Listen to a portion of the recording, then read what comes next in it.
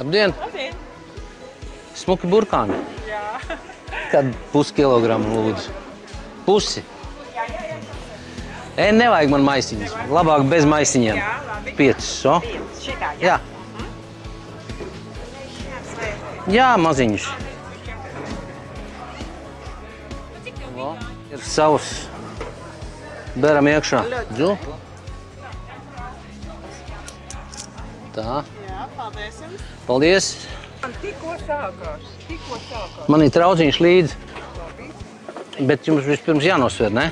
Kā iztikt bez plasmasām, bez... Vispār cilvēki jau cenšas arī. Paldies. Paldies. Šis jau nav vests mūsējā. Šīs ir mūsu no manas siltumnīcas. Kopā ar mammu audzējiem rudē.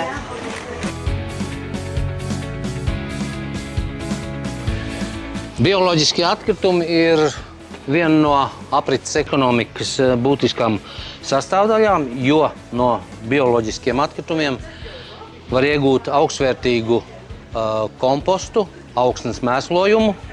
Un otra metode, kad bezskābekļa vide no bioloģiskiem atkritumiem var iegūt atkritumu gāzi, kuras sastāvā ir metāns.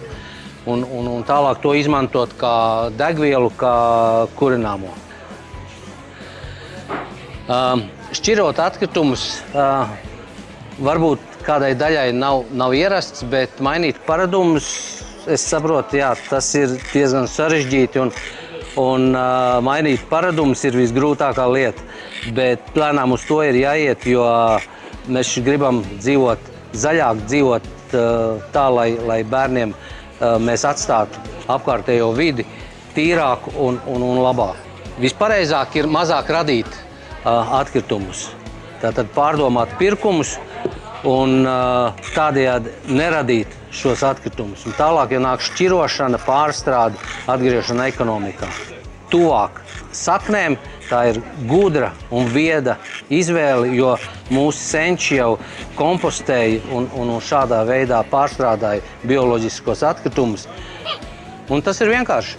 Mižojam šādā konteinerā, spainītī. Tam nav jābūt tieši šādam, bet galvenais, lai viņš ir ērti lietojams, novietojams un pēc tam viegli iztukšojams brūnajā atkritumu konteinerā. Nav pilns mazais konteineriņš, bet jāiet izmest brūnajā. Šķiro bio.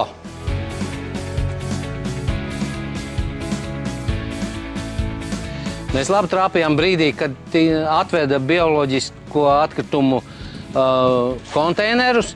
Un, jā, tirgu tagad būs iespēja šķirot bioloģiskos atkritumus. Šeit ir redzama uzlīme, ko tur drīkst likt iekšā, ko nedrīkst likt iekšā. Un svarīgi ir, lai nelikt iekšā plasmasas iepakojumu. Tātad, ja ar plasmasas maisiņu atnāk, tad jāizber un plasmasas maisiņš jāieliek ir citā konteinerā.